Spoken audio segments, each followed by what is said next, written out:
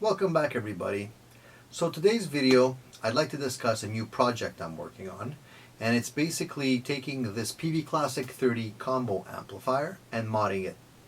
So I'm going to give you a little bit of information about this particular amp and why I'm doing this. First of all, I think the Peavey Classic 30 series amplifiers are quite good. I mean, for the money, the amount of money you pay for these amplifiers, new or used, is not very high. So you're getting a good quality amplifier made in America, and you're getting, a lot of bang for your buck. It's not the best amplifier. There's other amplifiers out there that do things quite well, but the Peavey amplifier to me is a working man's amp.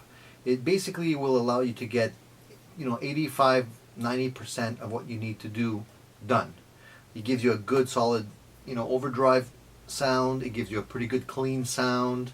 It's got a reverb built into it. It's got enough power.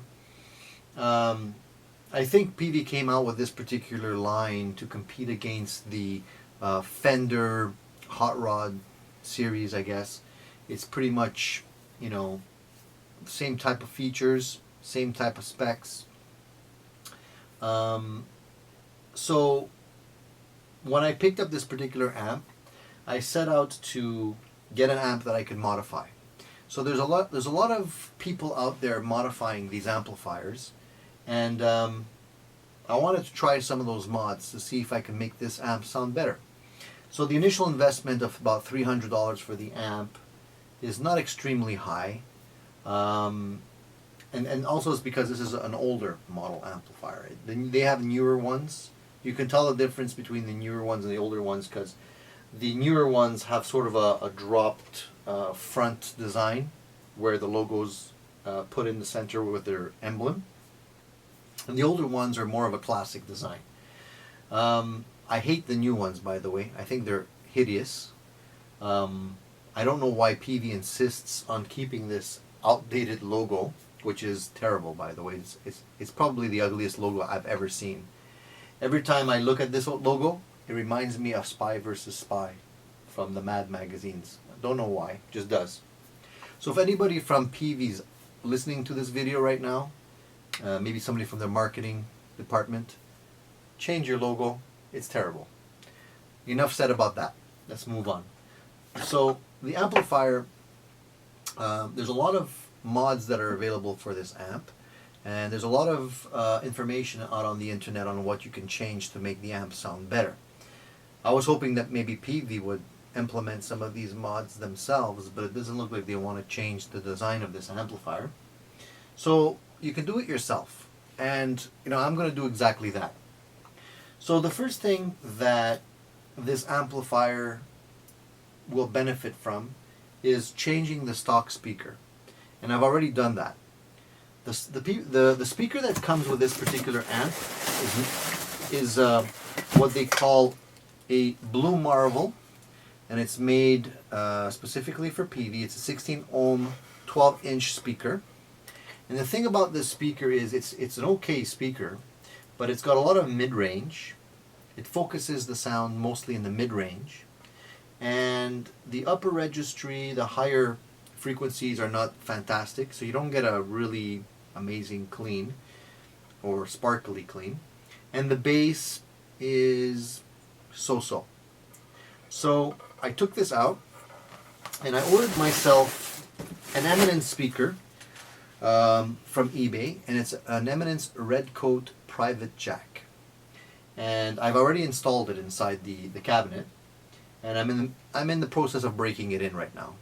You got to play it for at least about 20 hours or so to get the speaker broken in properly and get the real representation of the sound you're going to get. So I'm not there yet, but I'm working on it. Already I can tell you that the speaker to me sounds better. You get a better higher frequencies, and the lower frequencies break up nice. It's giving me a little bit more of that Keith Richards kind of tone, which I kind of like. So that's mod number one. Mod number two is changing out the stock tubes that are here. These tubes that are installed in this amp, I really don't know how old they are. I had them checked. They all work fine. but I don't think they're the best quality tubes. So what I'm going to do is I'm going to change them. I've ordered a set of JJ tubes. So the preamp tubes and the power tubes are going to be JJs. And I think that will also make this amp come to life a little bit more than what I'm already hearing. By the way, I know some of you are going to say, well, where are the sound clips? I just want to interject that there's already a ton of sound clips for this particular amp on YouTube. So I'm not going to bother recording a pre-mod sound clip for this amp. What I'm going to do is I'm going to wait till I have all the mods done, and then I'll record some clips for you guys, and you can tell me at that point, compared to what's already out there, if you think this amp sounds better or not. I mean, it could very well be that I'm just blowing my money and I'll end up with an amplifier that sounds worse, but I'm taking a gamble. My feeling is it'll sound better. We'll see.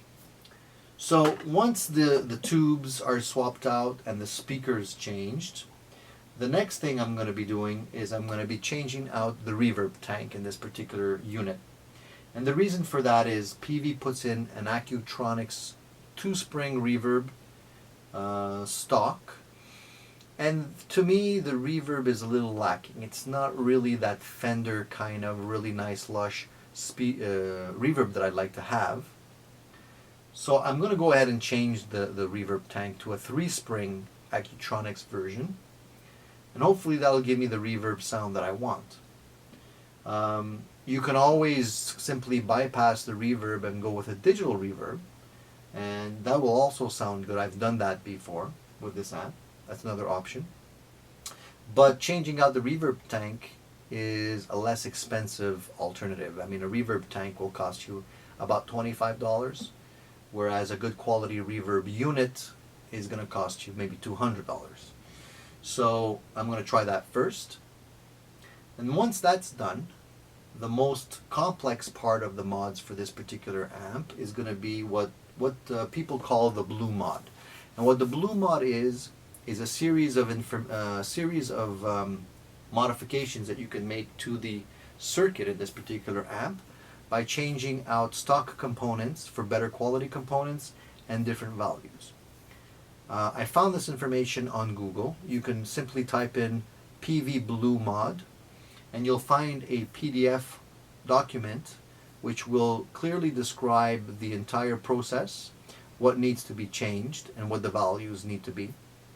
And it seems to be a very complete modification document, and I'm going to risk ruining this amp by trusting whoever wrote that document, and hopefully I'll end up with an amp that sounds better and not worse.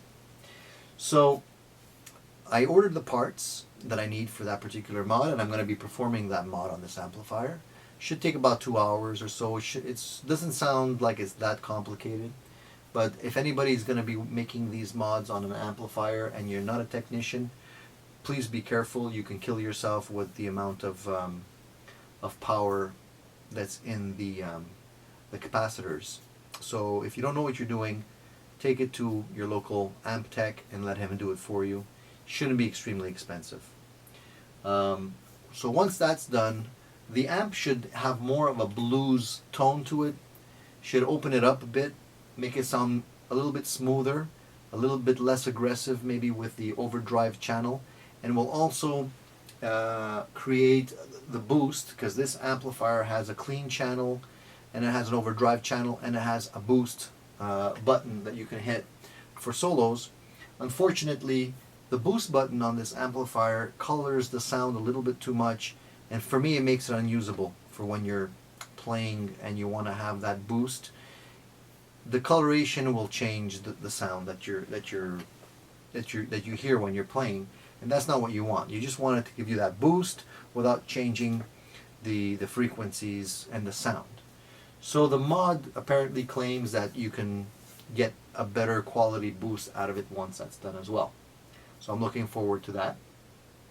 The other thing I'm going to be doing, which won't necessarily change the sound of the amplifier, but will make it look a whole lot better, is I'm going to get rid of this ugly logo here.